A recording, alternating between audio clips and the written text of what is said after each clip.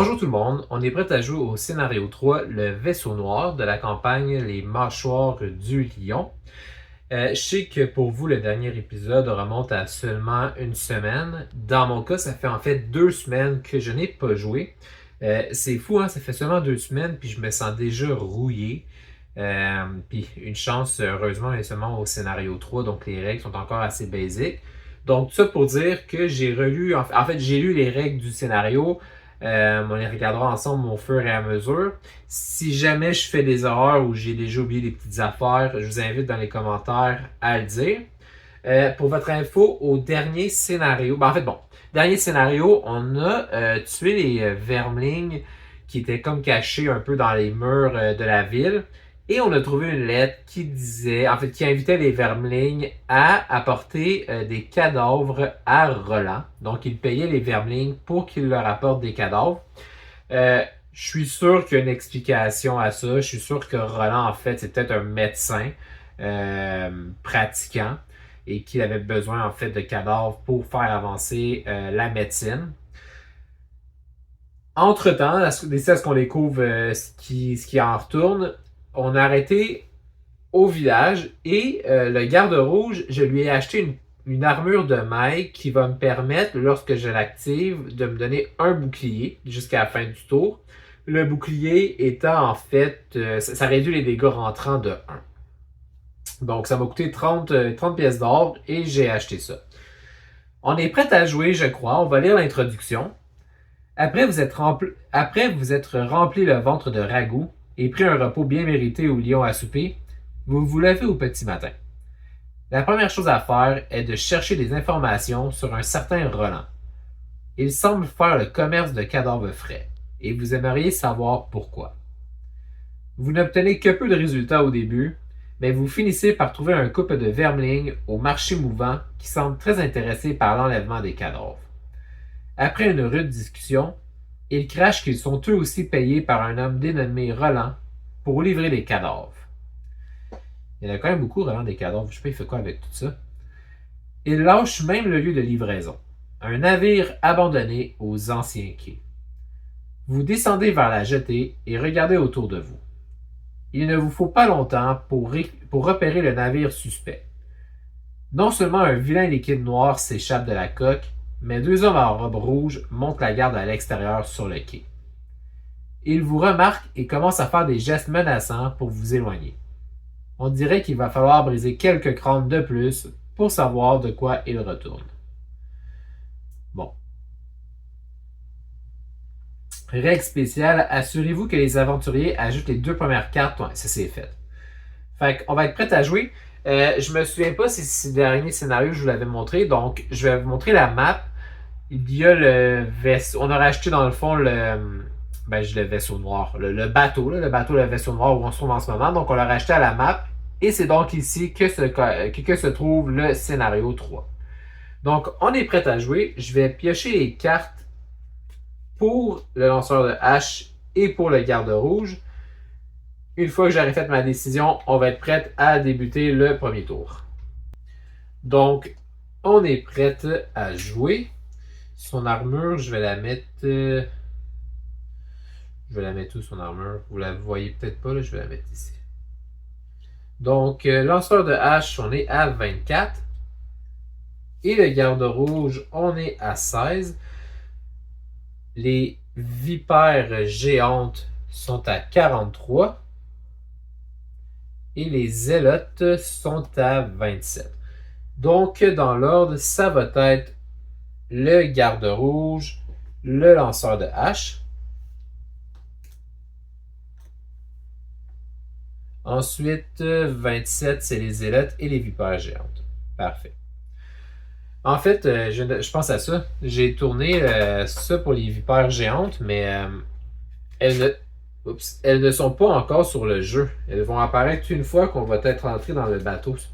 Donc, je vais rebrasser leur paquet.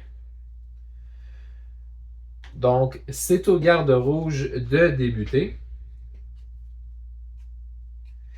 Sa première action, ça va être un déplacement de 3. Et par contre, ce round-ci, toutes les attaques me ciblant vont gagner des avantages. Donc, puis là, j'ai couché les figurines pour que vous puissiez bien les voir. Là. Normalement, ils prendraient un petit peu moins de place comme ça. Donc, 1, 2 et 3. Il va se mettre entre les deux. Et il va attaquer.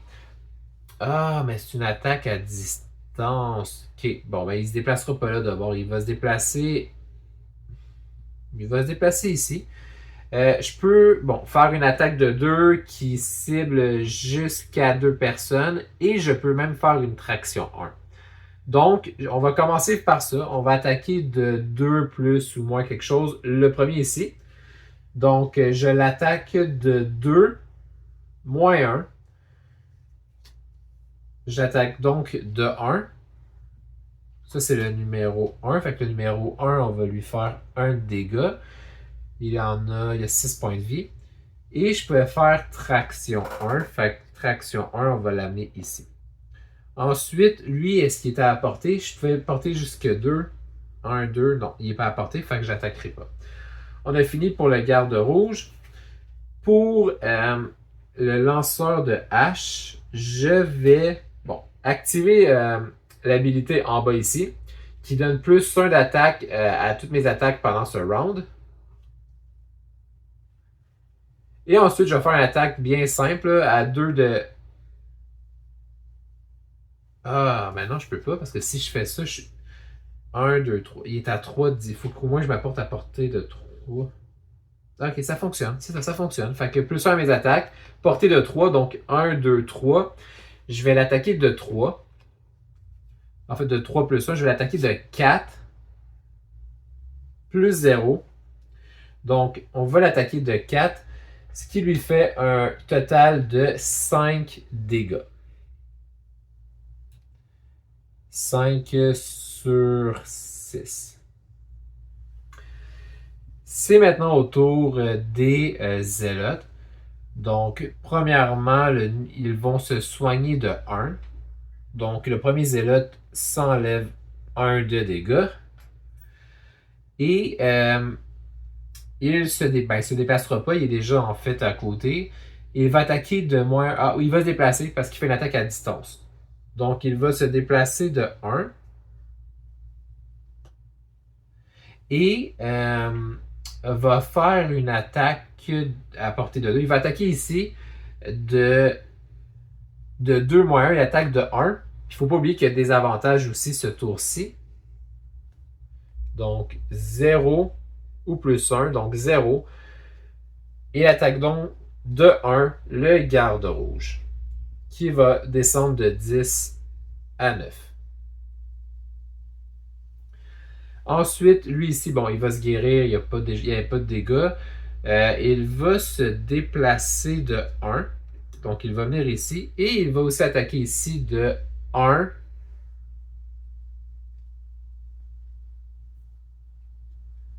Ouf. Plus 1. Fait qu'il va attaquer de 2 le garde rouge qui tombe à 7 points de vie. Ça met fin au tour. Excusez-moi, ça fait tellement longtemps que j'ai joué, justement, ça fait 2 semaines. On a fini, donc c'est la fin du round. On va pouvoir recommencer, repiger des cartes. J'ai pas pensé, mais aussi j'aurais pu activer mon armure de maille si je l'avais souhaité pour réduire les dégâts. Peut-être que je vais le faire à ce tour-ci. Donc je vais repiger 2 cartes du lanceur de hache et 2 cartes du garde rouge. Donc on est prêt, on va révéler. Le lanceur de hache a 25 et le garde rouge a 41. Pour ce qui est des zélotes, ils vont avoir 77. Donc, dans l'ordre des choses, le lanceur de hache va maintenant jouer en premier.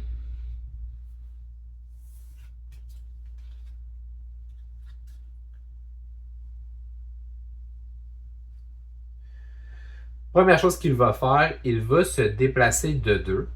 Et tous les adversaires adjacents ensuite vont subir un dégât. Donc, 1, 2. Le numéro 5 est adjacent et va donc subir un dégât. Ensuite, je vais faire une attaque de zone. Malheureusement, j'aurais voulu me déplacer ici pour attaquer les deux. Je ne pourrais pas le faire. Mais tous les adversaires dans la zone ciblée, donc lui ici, va subir 3 dégâts plus un modificateur. Donc 3 plus 1.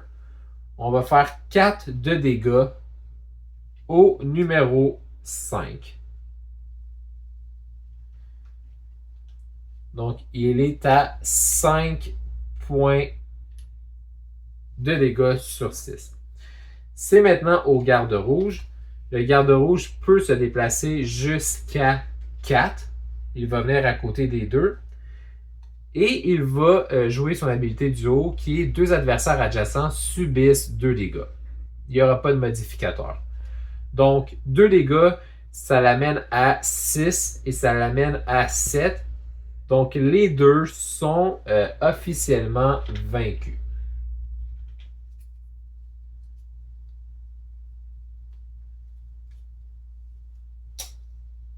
Donc, ils ne joueront pas leur tour ensuite. Ben, ça met fin au tour un peu plus rapidement parce que justement, ils sont vaincus.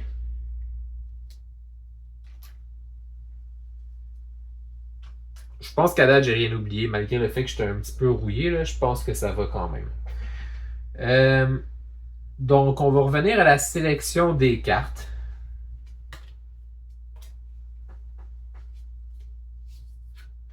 On est prêt. C'est un peu moins stressant parce que là, en ce moment, il n'y a pas d'ennemis. Lanceur de hache 18, garde rouge 63. Fait que ça reste encore comme ça ici. Par contre, aussi, il y a quelque chose que j'ai appris avec les deux premiers scénarios, c'est que ce jeu-là, c'est pas juste un jeu de combat. En fait, c'est plus un puzzle même qu'un jeu de figurines à la Donjon Dragon. Parce que comme on peut manquer de cartes après un certain temps, j'ai l'impression qu'on n'a pas le temps de perdre son temps. Donc, tu sais, en ce moment, je suis pas porté nécessairement à vouloir prendre mon temps de tout ramasser l'argent parce que je sais que si j'arrête un mouvement pour ramasser l'argent, ça se peut que ce mouvement-là, c'est ce qui me fasse perdre la partie parce qu'en fin de scénario, je vais avoir manqué du temps. Donc, premièrement, le lanceur de hache va se déplacer de 3, donc en bas. Il n'y a pas d'adversaire à rien, donc il fait seulement se déplacer de 3. Il va venir ici et va ramasser 1$. Ensuite, il va se guérir de 3 de dégâts. Il n'était pas blessé, donc ça ne va rien faire. Pour ce qui est du garde rouge, il va se déplacer de 2. Fait que je vais faire la petite icône ici. 1, 2. Ce qui fait, bon, on ouvre la porte, on va rentrer dans le bateau. Là, il y a un numéro 1 ici. Fait qu'on va aller lire ça ici. Et ensuite, on va faire apparaître les ennemis au fur et à mesure. Il va nous rester l'action du haut à faire après. Donc, on ouvre la porte. Alors que vous faites éruption dans la cale, une odeur nauséabonde vous saisit. Une rivière de liquide noir et collant coule à travers le navire, se déversant entre les différentes fissures de la coque. Il semble provenir de la porte du fond. Vous devrez d'abord vous frayer un chemin à travers les autres voyous et leurs animaux de compagnie. Parce que effectivement, on met un autre zélote ici. Ici, on fait rien. Ici, on fait rien. On va mettre 2 serpents par contre. Donc, les serpents officiellement font leur apparition. Tout ce qui est en mauve, c'est du terrain difficile. On le verra en temps et lieu. Là, mon action du haut, je pouvais attaquer jusqu'à portée de 2. J'ai pas d'ennemis à portée, donc malheureusement, ça va finir là mon tour. Là, par contre, comme on a ouvert une porte, on va tourner l'initiative des monstres. 18 et 19. Wow, ils sont quand même vraiment bas. Hein? Je me souviens pas d'ailleurs qu'est-ce qui arrive en cas d'égalité, parce que le lanceur de hache était 18 aussi. Comme le lanceur de hache a déjà joué pour l'instant, c'est moins grave, mais je serais quand même curieux de savoir dans le futur. Je regardais dans les règles. Donc 18, c'était les vipères. Donc les vipères vont jouer. Et à 19, on avait ça ici. Donc, les vipères, qu'est-ce qu'elles font à leur tour? Elles se déplacent de 1. En fait, de plus 1. Fait qu'elles vont se déplacer de 3 au total. Et elles peuvent même sauter en plus. Bon. OK. 3. Fait que quand on saute, ça nous permet de justement éviter les zones difficiles parce que, bon, ça c'est le numéro 4. Normalement, ça serait 2 de mouvement pour rentrer là. Mais là, dans ce cas-ci, il peut sauter. Donc, il peut sauter de 1. Dans le fond, il peut avancer. Il peut sauter de 3 cases. 1, 2, 3. Corrigez-moi si j'ai tort dans les commentaires. Mais c'est ce que j'ai compris, c'est qu'en sautant, ça évite aussi, ça enlève les terrains difficiles. Donc, à la place des 2, c'est 1. Et en plus, comme il saute, il ne va pas déclencher de piège non plus. Donc, 1, 2, 3. Et ils attaqueraient de 1, mais là, par contre, on n'est pas à portée. OK. Là, elle ici, de ce que je comprends, par contre, c'est pas clair, hein? Est-ce que ça compte comme une seule et grande zone, ça ici? Je pense pas. Je pense pas que c'est une grande zone. Ah, c'est une bonne question, hein?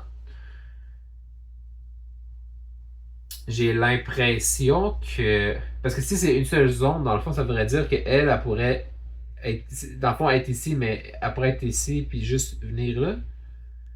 Ça me semble quand même très fort, mais en même temps, j'ai le feeling que si ce n'était pas une grosse zone, il aurait pris la peine de fermer les hexagones. Je vais aller voir sur Internet juste pour le fun, mais je suis pas mal sûr que dans le fond, c'est un peu l'équivalent que si elle était ici. Ok, ça me rassure de ne pas être le seul à me poser la question. Là, j'ai vu en ligne beaucoup de gens qui s'obstinaient. Je sais même pas encore une fois c'est quoi la bonne réponse. Je vais vous dire ce que je crois qui est la bonne réponse. Vous me direz ce que vous en pensez ou si en fait vous avez la réponse officielle. Déjà en partant, ça ne compte pas comme une seule et grande zone. Donc, c'est-à-dire qu'on doit quand même se déplacer 1, 2, 3, 4. Ben, chaque hexagone est vraiment un mouvement. Donc, s'il veut venir ici, c'est pas comme s'il était ici. Il ne peut pas sortir ici d'un coup. Il faudrait vraiment qu'il se rende ici. Et comme tout ça ici, c'est considéré du mouvement difficile, se promener à l'intérieur coûte toujours 2. C'est ce que j'ai compris. C'est comme ça qu'on va jouer, autant pour eux que pour moi. Dans les commentaires, vous me direz en fait si vous croyez que j'ai la bonne réponse. Donc, le serpent ici devait se déplacer de 3 et il pouvait sauter. Là, je me souviens même plus en fait du scénario 2. J'ai l'impression que le chemin le plus court pour se rendre ici, ce serait 1, 2, 3. Comme il saute, en fait, il n'y aurait pas besoin de payer 2 à chaque fois. Par contre, est-ce que je peux vraiment la mettre directement sur un piège? Clairement pas. Là, ils doivent, de mes souvenirs, ils vont éviter les pièges autant que possible. Euh, Fait que ce que je vais faire, je vais le déplacer. C'est quoi le plus simple? Un, 2, 3. Il y a aussi une règle qui disait que de pas trop se casser la tête puis de faire ce qu'on croit qui est juste. C'est ce que je fais ici. Donc, les vipères ont joué. Il n'y en a aucune qui va attaquer parce qu'on n'est pas adjacent. Maintenant, c'est au tour ou en fait, du fanatique, du zélote. C'est le seul qui était ici. Le zélote, ça disait quoi? Il se déplace de 2 plus 0. Donc, 2, il peut rentrer dans le terrain difficile ici. Et normalement, il attaquerait. Mais comme on n'est pas à proximité, il ne va rien faire. OK. Ça a été un tour complexe, j'ai l'impression, en espérant que ça faisait du sens. On recommence un nouveau round.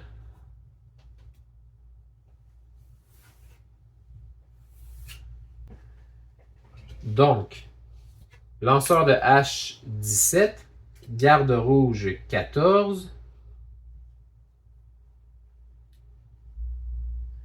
Vipère 33. Et là, juste pour être sûr, les zélotes. Attends, c'est ça, tantôt j'ai joué ça, il fallait que je rebrasse.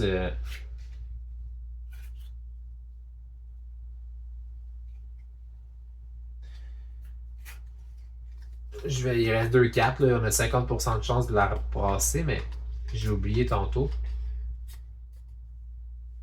On sait c'est quoi la prochaine qui s'en vient après. 46. Donc, ça va être le garde rouge en premier. Ensuite, le lanceur de hache. L'objectif, c'est d'éliminer tous les adversaires. Fait que je peux pas juste décider de rusher. Il faut vraiment que j'y tue. 33-46. Donc, les vipères d'abord. Et ensuite, le zélote. OK. Garde rouge. Le garde rouge va faire un déplacement de 3. Donc, ça ici en bas. 1, 2. Et il va faire en haut une attaque de 2, cibler tous les adversaires adjacents. Et pour chacun de ces adversaires-là, on va piocher un modificateur. Donc, je vais commencer par le serpent en bas. Les serpents ont combien de vie? Ils ont seulement 3 de vie. Les serpents sont plus fragiles, fait qu'on va espérer pouvoir tuer les deux serpents d'un coup. 2 plus 1.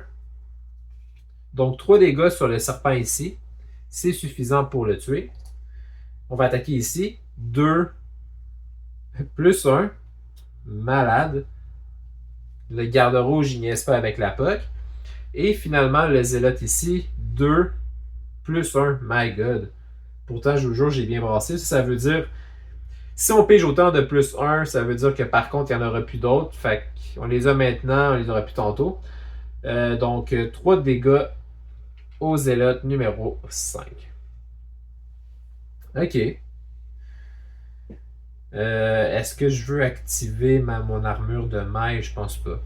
Ça va être au tour du lanceur de hache. Première chose qu'on va faire, on va activer la favorite. Là, il y a beaucoup de texte. Ce que ça dit, là, je vais mettre un petit jeton ici. Lors de ma prochaine attaque, je peux ajouter dans le fond ce petit pion-là pour faire plus 3 de dégâts. En faisant ça, je vais mettre sur la fiche du monstre mon petit pion. Et lorsque le monstre va mourir, il va dropper en plus de l'argent le petit pion. Fait que tu sais, je peux ramasser ça sur le cadavre du pion. Puis de ce que je comprends, je gagne 2 points d'expérience en jouant ça.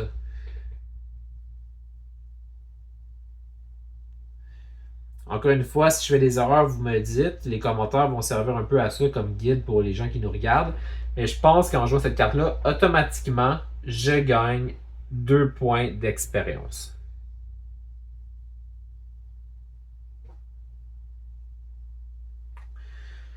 Ensuite, pour mon action du bas, je pouvais me déplacer de 1 et faire pillage 1. Ben, je vais pas me déplacer, je vais rester où ce que je suis. Puis je vais piller le 1$ ici. C'était maintenant aux vipères, mais les vipères, on les a tués, donc ça revient. En fait, ça vient aux zélotes. Le zélote, ce tour-ci, on est chanceux parce qu'il nous attaque de 1, mais à distance. Donc, comme on est collé et il ne peut pas se déplacer, donc il va attaquer avec des avantages. Il va attaquer de 2 plus 1, 3. 3 moins 2, il va nous faire seulement 1. Donc, on passe de 7 à 6. Par contre, on va avoir, il nous fait l'état confusion.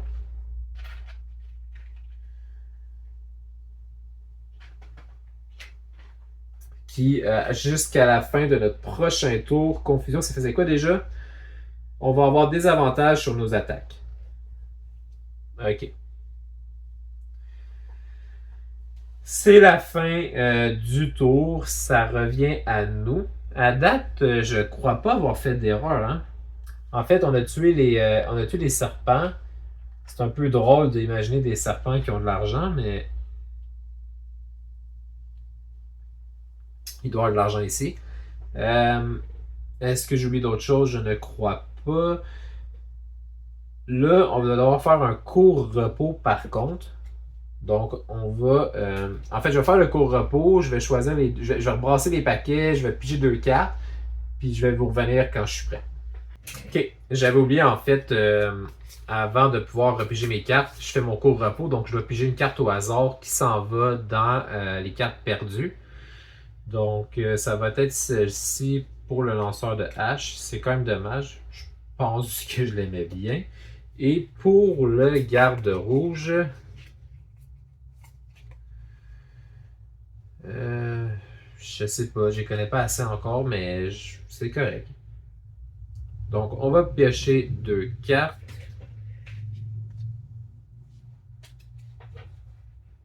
Donc, pour le lanceur de hache, on est à 18. Pour le garde rouge, on est à 14. Et pour le zélote, on est à 27. Donc 18-14, ça va être garde rouge, lanceur de hache et zélote. L'ordre reste la même. C'est donc le garde rouge qui va débuter. Je réalise finalement cette carte-là, son pillage, c'était pas une bonne chose de le perdre parce que j'aurais pu ramasser les 2$ ici. Fait que c'était pas bon de perdre ça. Première action, il va faire l'action du bas ici qui est de se soigner de 2. Donc, il va passer de 6 à 8 points de vie. Là, il ne faut pas oublier qu'on a l'état confus aussi. Fait qu'on va attaquer ici avec un état confus. En plus, on est tellement passé de +1 que je m'attends que ça fasse une attaque pas très efficace. Mais on va attaquer quand même de 3 et on va immobiliser l'adversaire. Donc, j'attaque de 3. Ça, je pense pas que c'est censé être là. Je les ai pas enlevés parce que, encore une fois, vous me direz dans les règles, dans les commentaires si je me trompe, mais on avait enlevé le x2 et ça ici. Ils ne nous ont pas dit de les remettre jusqu'à date, fait que je prends pour acquis que ça n'existe pas. Autant dans mes 2 decks ici que dans le deck des monstres. Donc j'aurais -1. Donc je vais attaquer de 3 -1. Je vais attaquer de 2. Ce qui fait que là, le zélote est à 5 de dégâts sur 6 points de vie. Ensuite, pour le lanceur de hache, il va se déplacer jusqu'à 5. 1, 2. Ah, c'est ça, j'ai pas de place.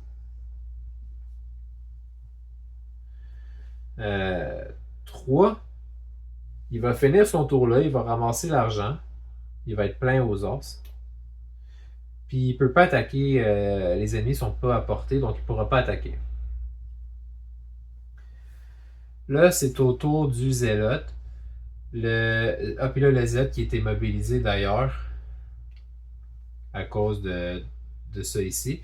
Bon, le Z va se guérir de 1. Normalement, il se serait déplacé pour attaquer. Il ne peut pas se déplacer. Donc, ça a quand même été un bon coup du garde rouge. Il va donc nous attaquer avec des avantages. Il va attaquer de 2 -1. Il va attaquer de 1. 1 -1. Il va faire 0 dégâts. Là, j'ai l'impression qu'on perd un peu de temps. Là. Ça ne va pas aussi vite que je voudrais. Il va falloir que ça avance. On a fini le tour. On va repiger les cartes. Ah, puis ça d'ailleurs, ça faisait 2 fois que j'oubliais quasiment. Là. On va rebrasser les cartes. J'ai-tu le même problème avec ça? Non.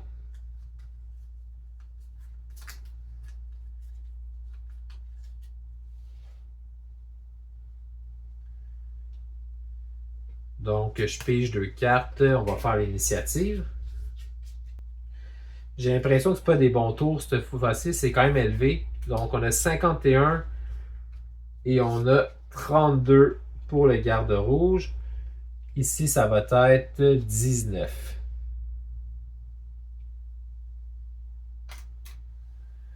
Donc, ça va être le zélote en premier, ensuite le garde rouge et ensuite le lanceur de hache. Bon, le zélote ne va pas se déplacer, il est déjà à côté de nous. Il va par contre nous attaquer de 2-1. -1. Fait qu'il nous attaque de 0. Il ne nous fera pas de dégâts. Par contre, malédiction, il va mettre une malédiction là-dedans. Les malédictions, c'est un peu ce que je parlais tantôt. C'est un peu ce que je parlais tantôt que j'ai pas mis dans aucun des decks. Une malédiction, ça va être ça ici. Donc, si jamais on la pige, on va brasser ça. Si jamais on la pige, ben, on ne fait aucun dégât.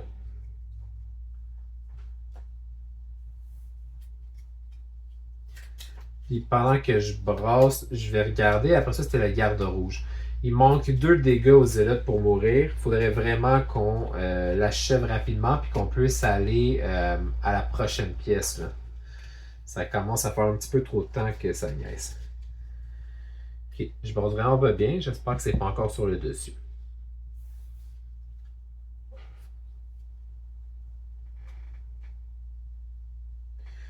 Ok. Fait que je vais commencer avec l'habilité du bas. Je vais faire une attaque de 2, tout simplement. Ça serait suffisant pour le tuer, à moins qu'on pige un -1. -2. Bon, fait qu'on va lui faire 0. On savait que ça s'en venait. Et rendu là, je vais faire l'action du haut. Je pourrais me guérir et avoir un point d'expérience qui est pas rien. Mais je préfère attaquer. Fait qu'on va faire le petit icône ici. On va attaquer de 2 encore une fois. 2 plus 2. On va attaquer de 4. C'est suffisant pour le tuer parce qu'il va être à 8 dégâts total sur 6. Donc le zélote ici, il est mouru. Ça vient au lanceur de hache.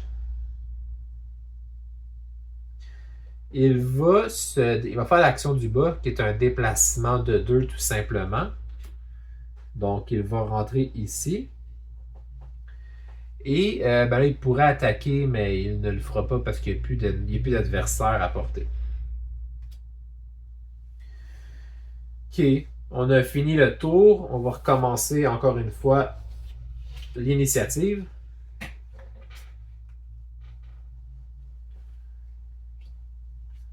On est à 35 pour le lanceur de hache et à 16 pour le garde rouge. Donc, ça va être le garde rouge, ensuite le lanceur de hache.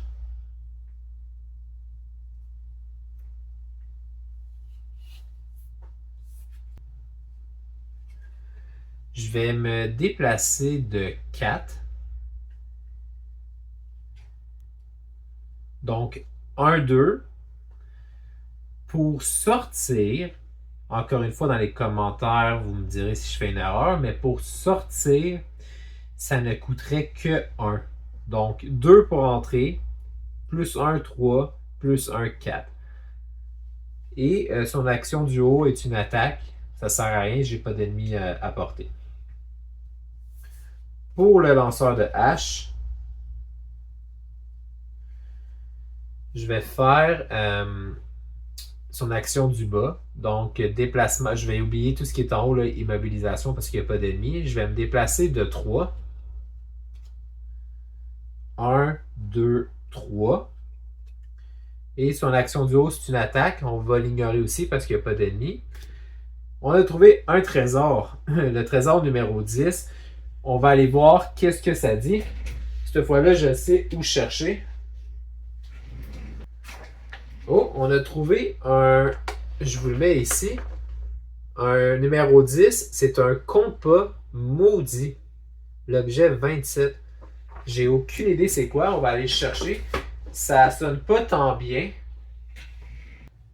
Donc, on a trouvé un objet qui vaut quand même 25 pièces d'or. Ce que ça dit... En fait, je vous le montre, mais je vais le lire après parce que je peux pas le lire. Ah, quoi que oui, je peux le lire en me mettant debout. Pendant votre tour, forcez un adversaire à portée de 3 à effectuer une action déplacement de 2. Vous contrôlez cette action. Fait que grosso modo, je peux forcer les ennemis à s'éloigner de moi ou à se rapprocher. Par contre, c'est vraiment une seule utilisation par scénario.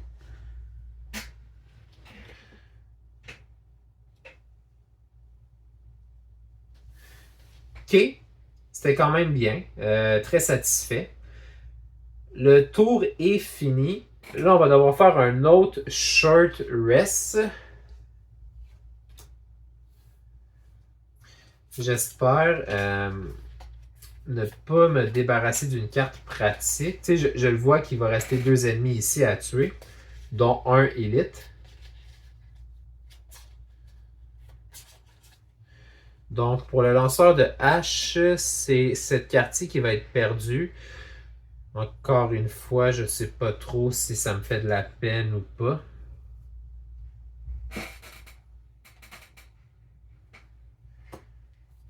Pour le garde rouge,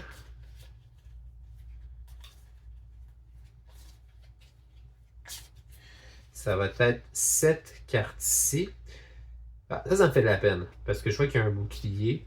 Je l'ai pas joué encore, mais c'était une bonne carte. Là, je sais que je me souviens pas comment. Je pense que je peux perdre 2 points de vie puis choisir la carte à la place que je mets. Mais comme je suis pas sûr et que ça me tente pas de chercher, je vais passer. Donc, nouveau tour. Là, on se rapproche de la fin, mais les cartes commencent à manquer aussi, fait qu'il va falloir se dépêcher. Donc, le lanceur de hache est à 51 et le garde rouge va être à 32. Ça reste comme ça pour l'instant. Le garde rouge va faire son action du haut, qui est un soin. Fait qu'il va soigner de 4 et ça va lui donner un point d'expérience. Donc, il reprend toute sa vie, il monte à 10 et il a un point d'expérience. Son action du bas, ça va être un déplacement de 4 tout simplement. 1, 2, 3, 4. On va ouvrir la dernière. Est-ce que je vais ouvrir la porte tout de suite ou je ne veux pas ouvrir la porte? Non, on n'a pas le temps de niaiser, il faut ouvrir la porte. On ouvre la porte, ce qui va révéler les lieux ici, mais avant, on va lire un peu qu'est-ce qu'on voit. L'odeur est encore pire lorsque vous ouvrez enfin la porte de la cabine arrière. D'autres fous en robe exécutent une sorte d'incantation au-dessus d'un autel où sont empilés des membres sectionnés et des monticules de chair non identifiables. Entre le bourdonnement des mouches et les étranges hurlements gutturaux, vous n'avez qu'une envie, c'est de vous éloigner le plus vite possible. Mais vous avez un travail à faire, alors vous commencez à frapper. Je ne sais pas si Roland, c'est l'homme qui est ici, mais clairement, je pense pas qu'il est médecin finalement. On a un serpent élite. Fait que les serpents élites, la différence, outre le fait qu'ils sont plus forts, c'est qu'ils peuvent empoisonner à chaque attaque. Là, on va révéler leur initiative. Donc, la vipère va être à 43, puis après, on va rebrasser ça ici. Fait que 43, les vipères vont jouer avant le lanceur de hache. Et le zélote, 77, va jouer après. OK. Donc, ça va être au lanceur de hache.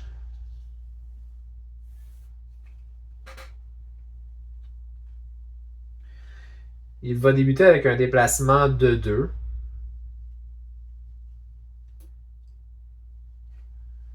1, 2.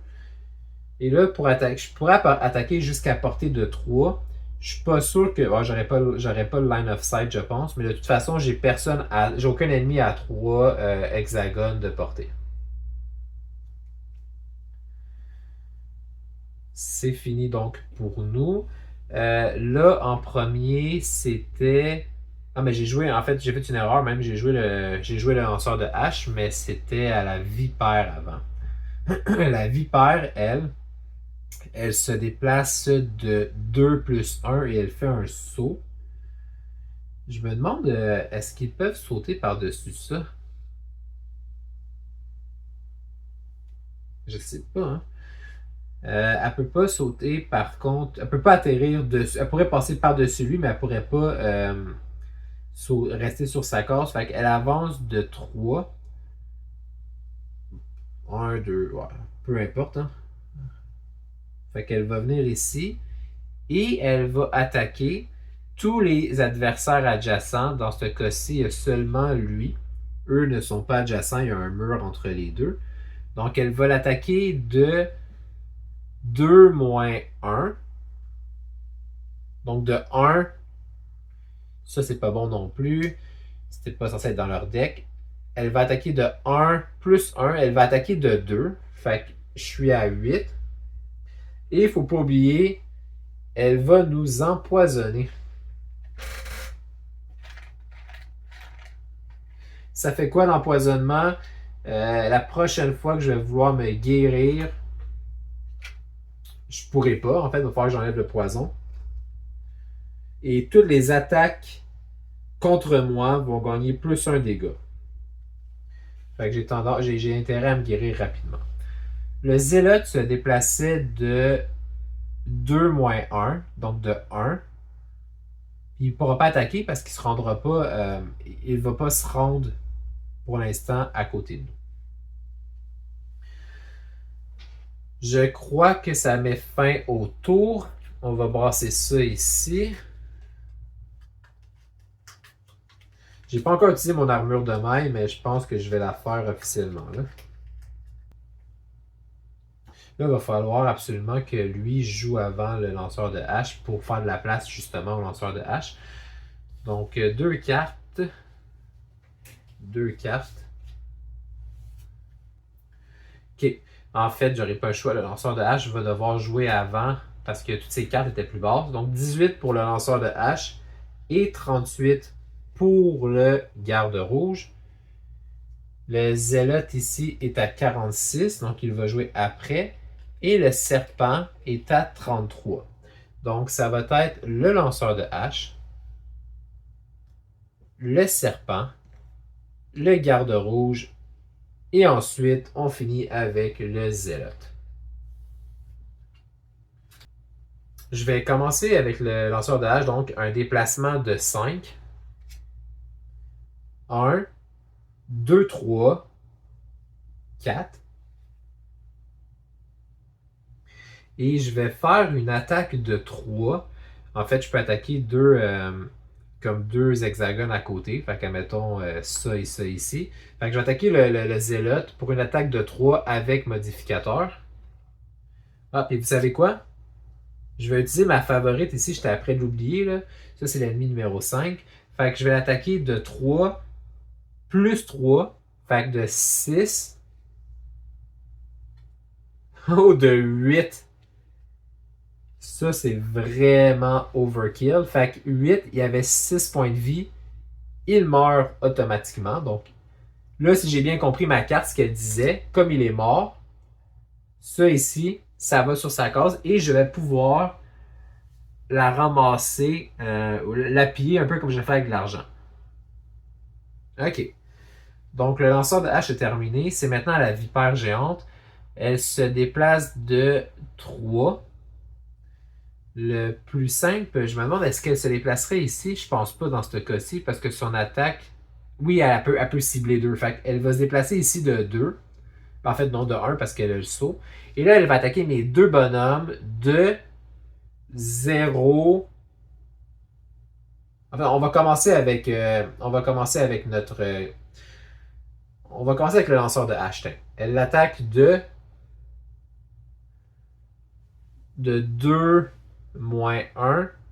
Elle va donc attaquer le lanceur de hache de 1. Et elle va l'empoisonner lui aussi.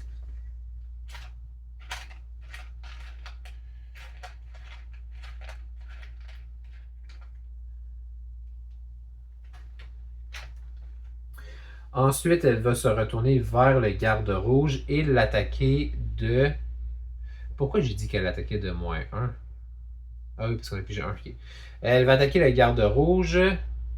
Plus 0. Donc, elle attaque de 2. Je passe de 8 points de vie à 6 points de vie. Et par contre, je suis déjà empoisonné. Donc... Ah, par contre, comme je suis empoisonné, elle me faisait un dégât de plus. Par contre, je vais regarder dans les... Je pense pas que ça soit cumulable, right? Ça peut être cumulable? Je vais juste regarder pour le fun, mais je pense pas que ça le soit. Ok, j'ai pas trouvé, puis je l'ai pas cherché trop longtemps, là, mais bon, vous me direz dans les commentaires, je pense pas que ça s'accumule. Donc, elle me fait poison, mais j'ai déjà poison. Ça arrive donc autour du garde rouge. Je vais débuter avec son action du haut qui était deux adversaires adjacents subissent 2 dégâts avec aucun modificateur d'attaque. Donc, on va faire simplement 2 dégâts au serpent qui est numéro 3. Le serpent a 5 points de vie. Il est un peu plus résistant. Et il va faire ensuite ici une attaque de 2 avec modificateur. Donc 2 plus 0. Donc 2 plus 2. Il est à 4 sur 5. Il est pas mort, mais il est pas fort. Là, est-ce que j'ai oublié quelque chose? Pour l'instant, les deux sont empoisonnés. Ça, c'est correct. On va pas rebrasser pour l'instant. J'ai encore oublié de faire que je l'active au prochain tour. Quoique je n'ai pas vraiment eu besoin là, de mon armure de maille. Je pense que j'oublie rien. On n'aura pas le choix pour le lanceur de hache de refaire encore une fois un short rest. Donc, le lanceur de hache va faire un short rest. On va mettre une carte. On va enlever une carte au hasard. Ça me stresse plus tant parce que là, je pense qu'on a en masse le temps. Là. La carte qu'il va perdre, c'est ça ici. Donc, les deux cartes. Pour l'initiative, on est à 46 pour le lanceur de hache et à 14 pour le garde rouge. La vipère, elle, est à 58. Donc, ça va être garde rouge, lanceur de hache et vipère. 16, 46, 58. OK. Le garde rouge va... on va essayer d'achever la vipère géante une bonne fois pour toutes. On va faire l'action du haut qui est une attaque de 3 plus modificateur. Et on va immobiliser le serpent par le fait même. Donc 3 moins 1. On lui fait 2 dégâts. Ce qui l'amène à 6 dégâts sur 5. C'est suffisant. Elle est vaincue. Là, je peux jouer quand même le tour jusqu'à la fin comme je l'aurais fait normalement. Fait qu'on va essayer de finir sur des cases avec l'argent. J'avais un déplacement de 6. Ce que je vais faire, je vais la jouer. Puis d'ailleurs, en jouant cette carte-là, par contre, ça irait dans. Je vais la perdre à cause de l'icône. Je me demande, j'ai peut-être joué des cartes ce tour-ci. Genre peut-être qu'elle, je l'ai joué pendant la partie, puis je l'ai pas jeté comme j'aurais dû. Je pense pas. Mais peut-être. Ça n'aurait rien changé, je crois, au résultat final. De 6, donc je vais aller.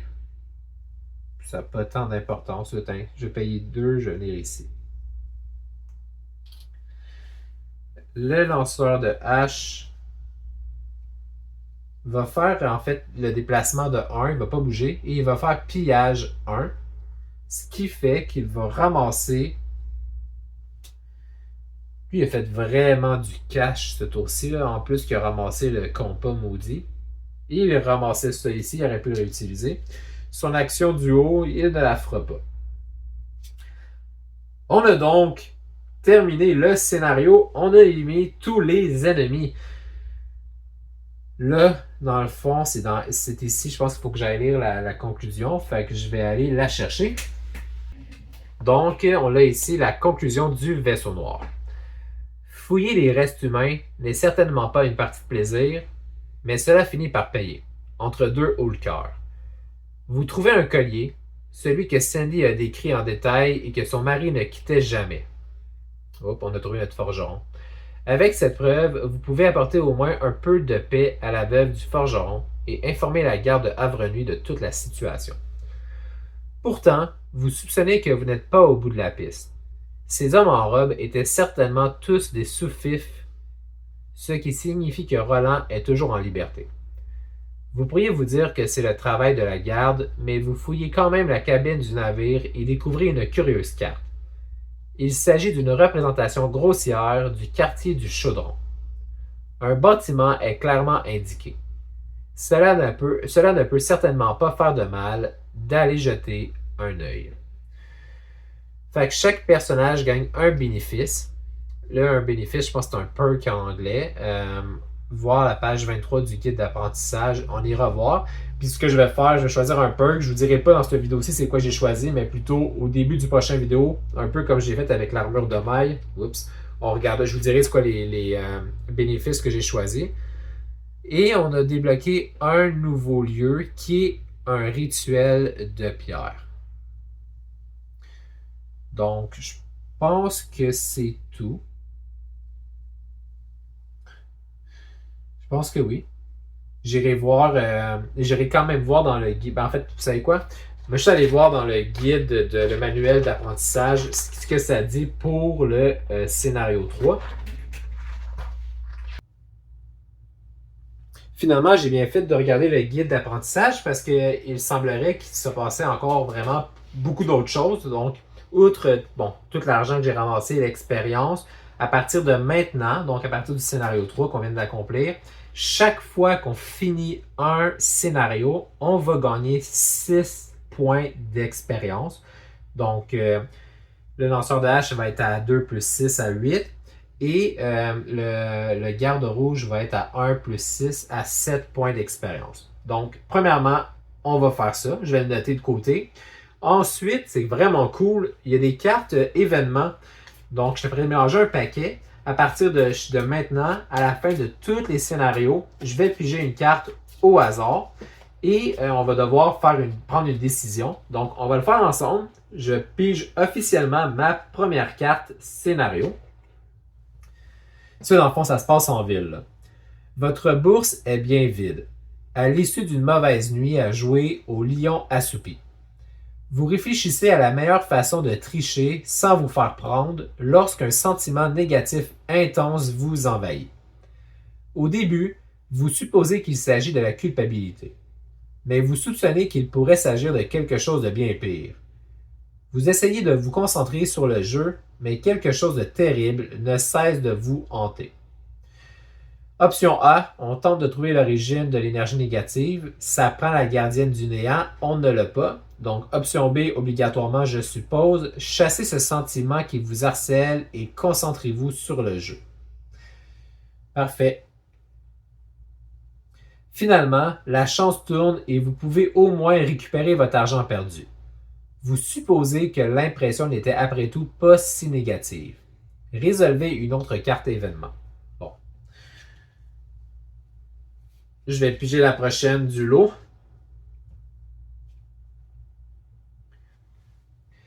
Vous faites une agréable promenade dans le nouveau marché, admirant des articles incroyablement chers que vous ne pourrez jamais vous offrir. Lorsque vous voyez un homme à l'air bourru, foncer à travers la foule. Il ne semble pas à sa place. Si vous deviez deviner, vous diriez que c'est une sorte de charpentier. Lorsqu'il s'approche, vous avez l'impression de le connaître, mais vous ne savez pas vraiment pourquoi. Je pourrais le saluer, mais ça prend l'artificier, je ne l'ai pas. Ou je pourrais ignorer ce sentiment et continuer ma promenade, l'option B. Après une petite marche, vous dégotez une tapisserie brodée, vraiment étonnante, représentant une grande scène de bataille entre les humains et les Valrat. On raconte qu'elle a été récupérée dans un ancien entrepôt de la Porte des Démons. Elle vaut plus d'argent que ce que vous avez dépensé durant toute votre vie. Résolvez une autre carte événement. Coudon, ça va pas bien? On a une belle tapisserie au moins, mais on se plaint qu'on n'a pas d'argent depuis tantôt. Littéralement, les 2 cartes qu'on a pigées disaient qu'on n'avait pas d'argent. Heureusement, c'est avec la dernière carte. Devant le sanctuaire du grand chêne se tient un homme à la voix puissante. Vêtu de vêtements blancs, il crie à la foule assemblée. Il est temps de verser la dîme au grand chêne.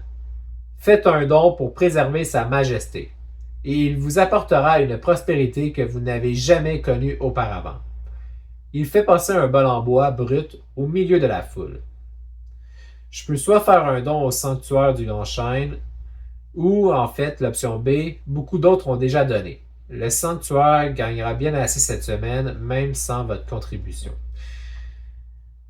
Le lanceur de hache a ramassé vraiment beaucoup d'argent ce tour-ci. Là. On a comme 2, 4, 6. Bref, on a ramassé beaucoup d'argent. Fait qu'on va faire une contribution, l'option A. Vous passez devant, désireux de donner l'exemple au reste de la foule. Le gardien du chêne vous regarde avec approbation, car beaucoup d'autres suivent votre exemple. Je vais perdre 5 pièces d'or. Fait que quand je vais tout comptabiliser l'argent gagné et tout, je vais m'enlever 5 pièces d'or. Chaque aventurier va gagner par contre une bénédiction. Super. Les deux. Et ça met fin en fait à notre scénario. Pour info, il y a aussi à la toute fin là, ici, je ne l'ai pas encore lu, mais il va falloir qu'on modifie notre deck.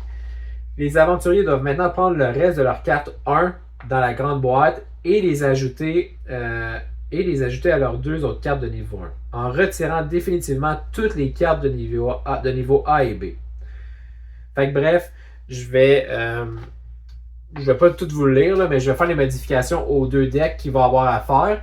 Et comme ça, on se reprête pour le prochain scénario. Donc, prochain scénario, si jamais j'ai acheté quelque chose, je vous l'expliquerai en début de partie. Sur ce, je crois que ça fait le tour. Si vous avez des commentaires, je vous invite à le faire. Si vous aimez les mâchoires du lion, je vous invite à vous abonner. Ça m'aide avec l'algorithme de YouTube. Et en même temps, si vous aimez mon contenu, ça m'encourage. Pour les autres, merci d'avoir été là. On se revoit très bientôt. Au revoir.